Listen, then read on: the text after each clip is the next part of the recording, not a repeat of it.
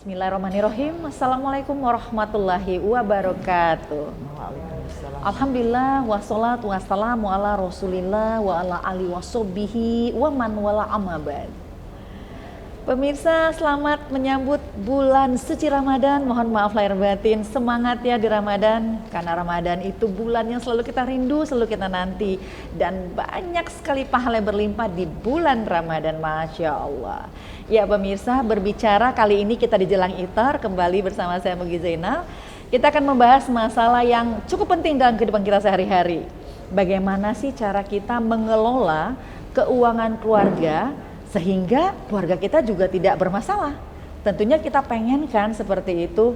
Nah, kali ini saya sudah bersama dua narasumber yang juga akan menemani kita semua untuk membahas mengenai pengelolaan keluarga agar kita hidup sejahtera. Ya, di samping saya sudah ada narasumber Ustazah yang cantik saleha, Masya Allah. Assalamualaikum warahmatullahi wabarakatuh. Waalaikumsalam warahmatullahi wabarakatuh. Iya, Madam Ani ya, beliau dengan nama lengkapnya Profesor Dr. Murniati Mukhlisin MACC CFP. Tapi lebih dikenal dengan nama Madam Anik ya. Ya, beliau guru besar bidang akuntansi syariah Tazkiyah dan pendiri Sakinah Finance dan Sobat Syariah. Dan Masya Allah, saya baru dengar nih, baru pulang dari Jepang ini beliau. Iya, aduh. Baru aja 2 hari yang lalu baru kegiatannya pulang. apa aja di situ? Ya, kegiatannya memberikan kajian di beberapa kota di Jepang.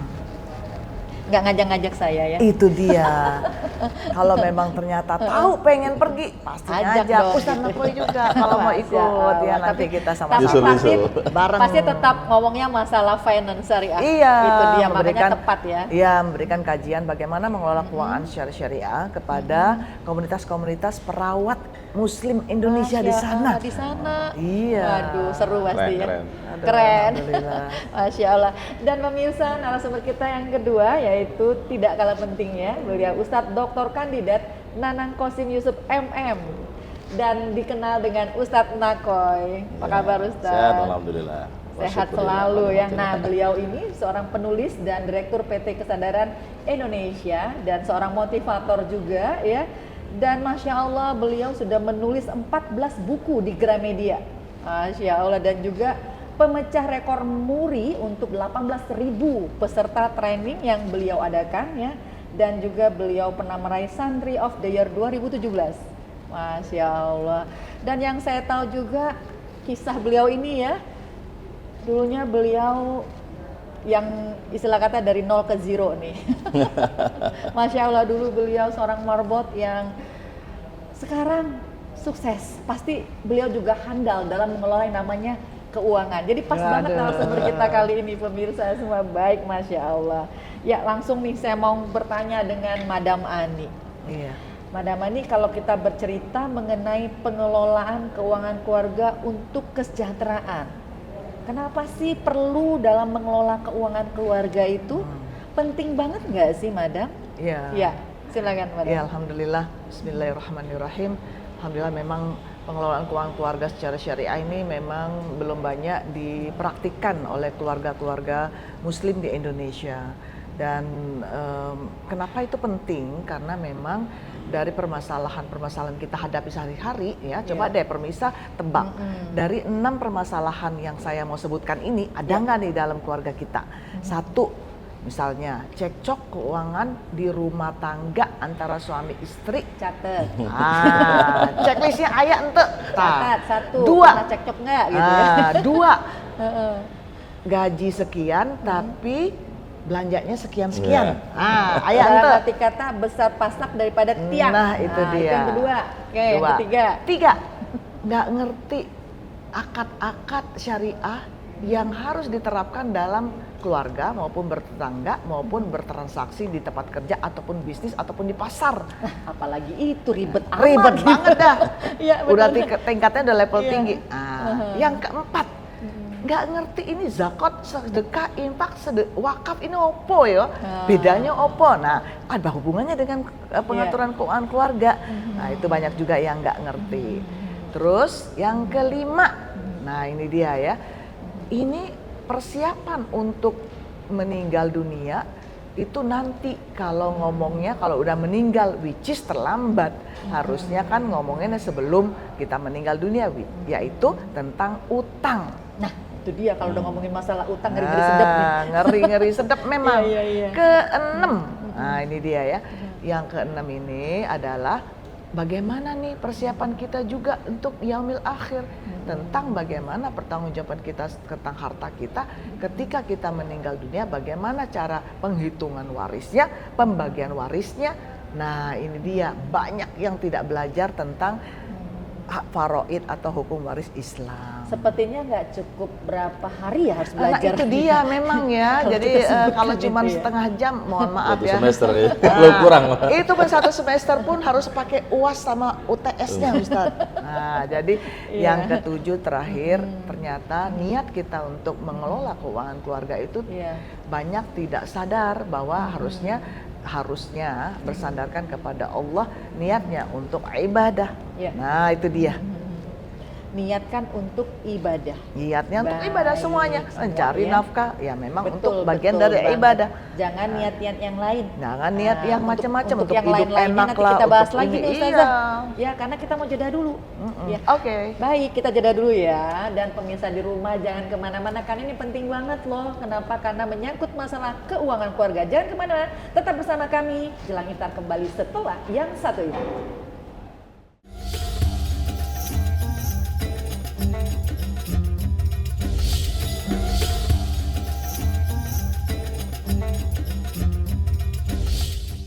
Pemirsa kembali di Jelang Iftar dengan tema yang Masya Allah. Mengelola keuangan keluarga untuk mencapai keluarga yang sejahtera. Nah contohnya nih pemirsa sudah ada di depan kita, Ustadz Nakoy. Ya Ustadz Nakoy, saya tahu banget nih perjalanan beliau di Jakarta ya. Benar-benar dulu seorang marbot di masjid pemirsa. Sekarang menjadi seorang pengusaha yang sukses, motivator juga yang handal. Tentunya pasti tidak akan pernah lepas dengan pandainya mengelola keuangan. Bisa sharing ke pemirsa Ustadz. Tafadhol Ustadz. Baik, Assalamualaikum warahmatullahi wabarakatuh. Jadi memang saya waktu kuliah dari semester 1 sampai selesai itu marbot di Masjid Fatullah. Bagian kebersihan di masjid, cuci-cuci toilet dengan Prof. Nasruddin Umar. Masya Allah yang sekarang menak kita ya. Jadi Pak Menteri itu dulu adalah ketua DKM-nya, saya adalah satu-satunya marbot yang mahasiswa. Sehingga kerjanya itu bisa 24 jam dari pulang dari subuh sampai jam 9 malam di masjid. Wisuda baru saya meninggalkan masjid, beliau juga jadi wakil rektor. Nah, saya mungkin pemirsa mengutip salah satu hadis Rasulullah yang menjadi salah satu pandangan saya bahwa Rasul menyampaikan bahwa laisal ghina ghinaul ardi walakinnal ghina ghinaun nafas. Bahwa kaya sejati sebenarnya kaya jiwa dulu baru harta dulu. Nah, waktu itu saya harta kan nggak ada mungkin.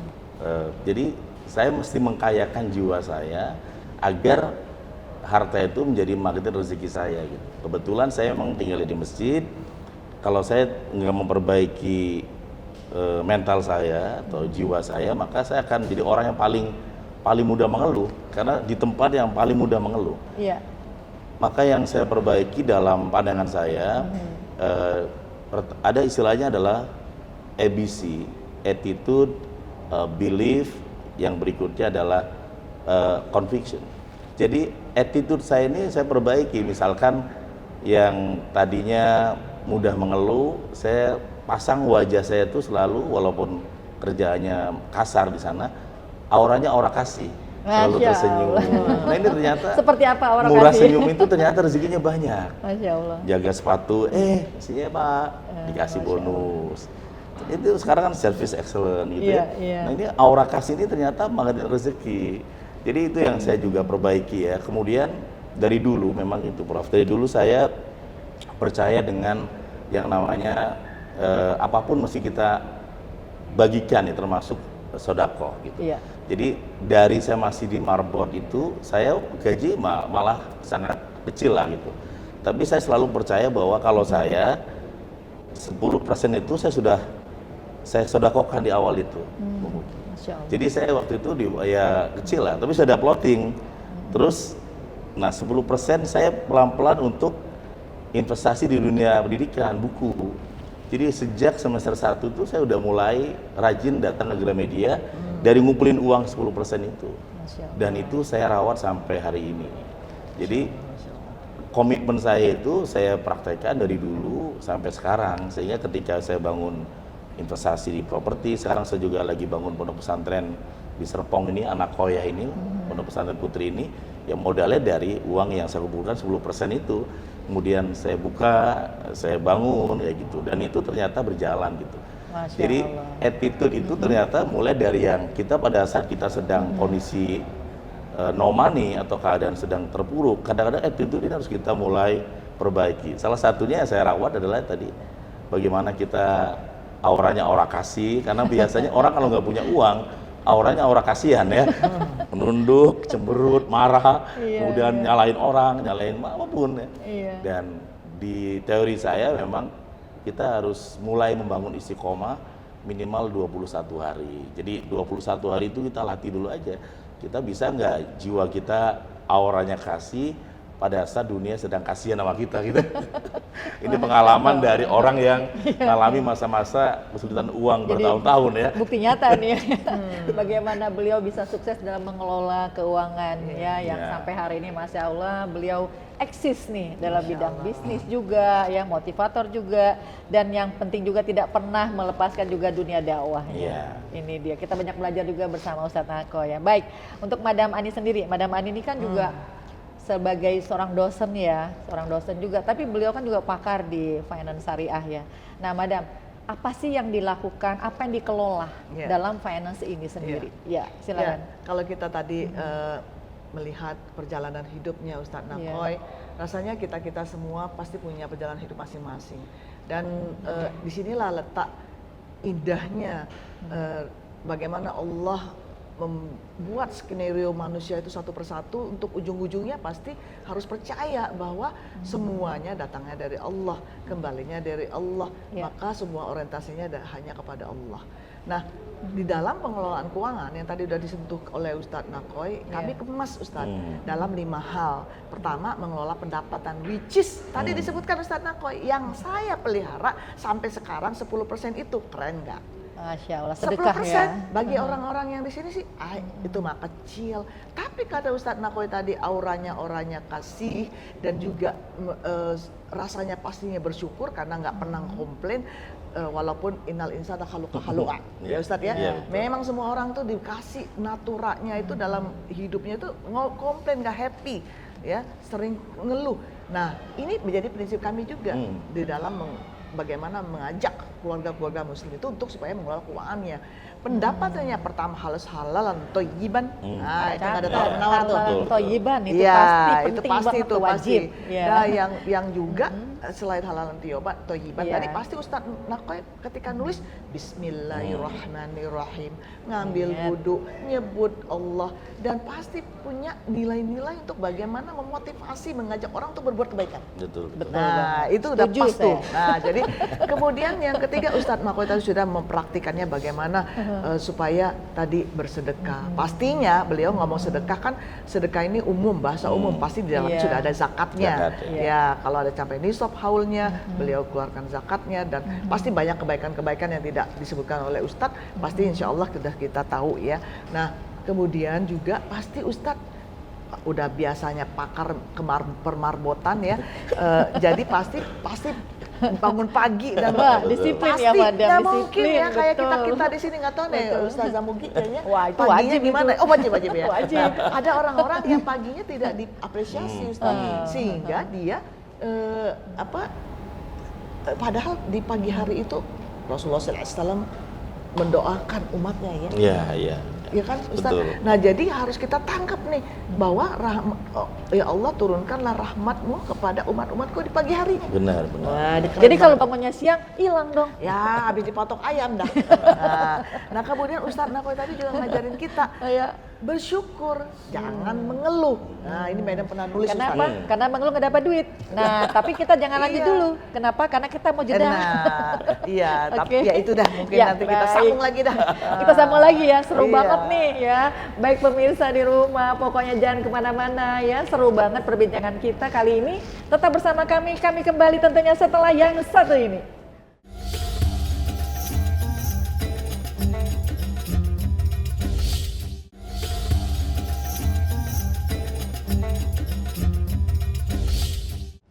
Masih standby ya di TVRI Jakarta. Menarik banget materi kita mengelola keuangan keluarga agar sejahtera keluarga. Itu tujuannya pasti. Masih bersama Madam Iya. Ani dan juga Ustadz Nakoy. Tadi kan Madam Ani udah bercerita ya prinsip-prinsip dalam mengelola keluarga. Iya. Udah jelas nih. Iya. Emang yang mau dikelola apa aja sih Madam? Nah, yang dikelola itu nggak banyak, cuma 5 aja. Nah, ini Tadi kita mau yang tahu nih. Iya, yang tadi baru Iya. dicontohin itu tuh mengelola 5 pendapatan, ya. karena tadi Betul. Ustadz Nakoy baru ngomongin pendapatan. Nah, Ustadz Nakoy nanti akan cerita nih mengelola apa lagi. Ada 5 selain pendapatan. Catat, Ustadz. Catat Ustadz Dan ya. pemirsa juga catat ya. Ya. Mengelola kebutuhan. Kebutuhan Nah, dicatat. Kemudian mengelola kalau keadaannya surplus sekarang gimana, kalau Iya. dulu defisit yang dikelola apa. Jangan pernah kita bilang, ya apa sih yang dikelola Madam, ini kayak Kami saya nggak tuh punya apa-apa nggak kok, ada yang punya." dikelola. Nah, kata Allah, aku nggak apa-apain kamu. Aduh, jangan pernah ngomong kayak gitu. Lah, sekarang Ustadz Nakoy, misalnya nih seorang Ustadz Nakoy bilang nggak punya apa-apa. Lah ini bajunya, misalnya, coba jam tangannya Ustadz berapa tuh? Nah, jadi, satu lagi nih Ustadz, mengelola impian. Tadi kan Impian nih, kebutuhan nanti nih, Ustadz Ustadz. Nakoy cerita tuh Kebutuhan impian. sama impian keuangan ataupun keinginan itu dua hal yang berbeda. Iya. Makanya Madam jauhin sedikit nih. Iya. Karena banyak orang nggak tahu beda mana yang butuh, mana yang ingin. Kalau kebutuhan kan pasti kalau nggak ada itu mati kita. Primer dong, Primer. wajib. Kalau ya. yang keinginan ya sekunder, sama Sekunder, tersier. betul. Kalau secara teori mah udah, karena dulu belajar sama-sama waktu SD kan. Nah, tapi waktu Iya. prakteknya ke balik-balik, ke bolak-bolak. Nah, yang terakhir adalah mengelola kontingensi. Kontingensi apa itu? Nah, risiko-risiko keuangan. Gimana nih cara menghadapi pensiun? Jangan sampai ketika pensiun, ini orang-orang yang pensiun ini orang-orang yang kerja di lembaga formal, Ustadz. Iya, Kalau iya. kita ada pensiun nggak, Ustadz? Nggak ada kan? Forever ya. Tepat banget Madam Ani berbicara mengenai Ustazah mungkin kayaknya nggak usah perlu pensiun karena masih diperlukan di berbagai. Masya Allah, amin. Iya, umat Amin ya Allah, memerlukan. alamin didoain sama Madam Ani. Karena memang tidak ada istilah pensiun. Yang Kalau penting untuk tadi ya kebaikan. Madam, bersyukur dan jangan menyerah. Nah, itu wajib itu banget. dia. Nah, berbicara mengenai impian, stres, saya mau langsung nih ke motivator Iya, kita. silakan. Ustadz Nakoy ini tepat banget Ustadz Nakoy. Ustadz Nakoy, aduh Ustadz nggak usah jauh-jauh deh ya. Teman sekitar saya aja nih yang stres banyak banget. Ya kan? Yang namanya mau minjem uang dan segala macem. Kenapa? Karena belum selesai nih, baru terima gajian tengah bulan udah habis. Nah, kita pengen tahu nih bagaimana sih cara kita supaya kagak stres dong dalam mengelola keuangan keluarga. Ya silakan Ustaz Nakoy. Ya, memang kalau di teori di Nakoy Learning Center itu salah satu penyebab stres itu adalah kita mengalami kemandulan kebahagiaan ya. Jadi bahagia itu kalau dalam teori kami itu bahagia itu tanpa syarat harusnya. Bahagia tanpa Ya, syarat. luar unconditional biasa. happiness, bahagia tanpa syarat. Kalau kita selalu bersyarat, itu kadar stres begitu tinggi. Istilah kami itu sindrom toxic success. Jadi banyak di situ dari mulai meaningless, up and down, polyphasia dan sebagainya. Nah, orang yang kalau bahagia bersyarat tuh akhirnya dia mudah menderita. Contoh, saya tuh bahagia kalau punya rumah. Bagaimana kalau dia belum punya rumah, masih kontrakan? Iya, Saya bahagia kalau saya jadi pejabat. Bagaimana kalau jadi biasa aja? Iya. Saya bahagia kalau saya nggak punya penyakit. Bagaimana kalau punya penyakit? Padahal teori yang saya susun dalam buku saya itu bahwa kalau dulu Mbak Mugi, orang tuh kerja keras, sukses, baru bahagia. Itu kerja keras, sukses, bahagia. Jadi saya tuh Bahagia. orang kerja keras biar sukses dan biar bahagia. Iya. Tapi Harvard University di kajian psikologi itu membuat jurnal yang terbaru adalah bahagia dulu, kerja efektif, baru sukses. Jadi seorang office boy kayak saya dulu, kalau saya kerja dengan bahagia, ketika ngepel mungkin 3 kali, itu bisa 5 kali. Karena saya bahagia, orang akhirnya melihat saya kasih kan. Oh, dia tulus ngasih ini tulus. Nah, saya mempraktikkan itu ketika orang kemudian dia bekerja keras stok nggak ada bahagia, yang terjadi akhirnya dia mengejar kebahagiaan itu. Oh, saya tuh bahagia kalau saya punya mobilnya Pajero. Kalau mobil saya sedan biasa, dia merasa nggak happy di situ. Nah, disitulah akar daripada stress surrender kalau istilah The Seven Warners. Stres yang betul-betul sudah mentok lah, stres yang pengennya tuh hanya lari ke jurang atau kemana gitu ya. Bahkan sekarang banyak yang ojol-ojol itu kan sampai ke bunuh diri belum lama ya. Betul. Karena memang sudah stress surrender. Jadi saya tulis buku ini memang tahun 2020 pada saat COVID sebagai mengembalikan kembali kepada pembaca bahwa kau boleh kehilangan apapun, tapi jangan pernah kehilangan perasaan bahagia. Dan jangan tunda bahagia, jangan nunggu sukses, jangan nunggu kaya, jangan nunggu dikenal orang, jangan nunggu hebat, sekaranglah bahagia. Kalau sudah bahagia, maka bisa menarik rezeki, itu menurut pengalaman saya ketika dulu sampai sekarang. Iya, jadi contoh nyata. Tapi saya juga kenal beliau dari kecil bahkan. Karena beliau sahabat saya juga ya. Jadi beliau juga salah satu contoh ya, teladan juga ya bagi kita sama teman yang juga memang pandai juga dalam mengelola keuangan keluarga. Nah, berbicara mengenai kita pertemanan sejak kecil, pengen dong saya bertanya juga ke Madam Ani. Emang usia berapa ya yang mengajarkan kita supaya kita juga pandai mengelola keuangan keluarga? Iya. Yaitu Madam. Ya, memang edukasi rumah tangga atau sekarang kita tahu bahwa salah satu edukator yang penting dalam rumah tangga adalah ummahat, ya, ummahat madrasatul ula. Nah, ini yang menjadikan di rumah tangga kita, dan alhamdulillah Madam walaupun lahir bukan dibesarkan secara keluarga Islam, kami Konghucu, karena dilarang kami ngakunya Buddha. Karena Madam disekolahkan di sekolah Kristiani, jadi Madam juga seorang Kristiani yang juga rajin ke gereja. Namun secara latar belakang Madam adalah papa mama Cina yang mengajarkan bagaimana mengelola keuangan itu walaupun mereka buta huruf dengan mencatat. Keren nggak? Buta huruf nih Ustazah? Ustaz? Catat. Ustazah, tapi disuruh mencatat. Papa itu Ania, ini ya, catat ini punya ini. Ania, ini baca ini apa ini artinya. Keren banget. Dan itu ternyata banyak sekali yang menjadikan konflik-konflik keluarga karena tidak mencatat. Padahal ayatnya jelas, terutama soal utang piutang. Nah, itu dia. Nah, jangan dilupain ya. Dicatat. Ya ayyuhalladzina amanu idza tadayantum bidaini ila ajalin musamma faktubuhu wal yaktub bainakum katibun bil adl. Papa mama nggak bisa nyatat, tapi ada katibun bil adlnya. Dipanggil notaris, dipanggil orang yang bisa nyatat anaknya, disuruh nyatat. Dulu waktu kecil apaan nih papa disuruh nyatat nih ya, disuruh duduk di kasir, semuanya tercatat dengan baik. Keren nggak? Nah, jadi itu yang mungkin dari pertamanya rajin-rajinlah mencatat. Gitu. Jadi harus mencatat. Dan itu memang kalau Madam Ani kan memang dari lingkungan keluarga juga ya. Berarti dalam arti kata keluarga yang pertama nih yang harus memberikan contoh kepada putra-putrinya. Kayaknya waktunya ini sedikit banget ya. Iya. Saya pengen banget tuh lebih panjang kita bercerita ya pemirsa, tapi waktu jua yang memisahkan kita. Nah, di penghujung acara ini memang boleh dong kadang-kadang suka ada sedikit surat-surat, ada kertas-kertas putih melayang-layang. Jadi kadang-kadang kita harus berhenti segera ya Ustazah Mugi. Nanti kita lanjut lagi ya. Nanti insya Allah tema lain kita berjumpa kembali dan boleh berikan kesimpulannya Ustadz Nakoy duluan. Ya, kalau saya memang orang tua saya tuh punya belief system yang kurang tepat gitu, Madam. Jadi bilang ke saya bahwa nyari uang tuh sulit. Nyari uang tuh sulit, Bapak kerja di Jakarta, narik ojek. Sehingga dari sejak kecil tuh nanam ke otak saya bahwa nyari uang tuh susah gitu. Maka saya tadi di awal ada attitude, ada belief, ada conviction kan. Belief system itu saya rubah. Saya bilang ke anak kembar saya masih usia 4 tahun, 3 tahun, nah nyari uang tuh gampang. Kalau kamu dekat sama Allah, kamu punya kemampuan. Jadi saya rubah bahwa nyari uang tuh gampang, karena Allah tuh Al-Ghani, Allah tuh maha kaya. Al-Mughni juga. Jadi saya rubah bahwa Allah tuh maha muda, maha kaya. Tinggal bagaimana kita dekat, caranya gimana gitu. Dan itu saya punya belief system yang kuat bahwa nyari uang tuh mudah, nyari uang tuh gampang karena Allah tuh maha kaya. Dan ini belief system ini juga harus kita perbaiki.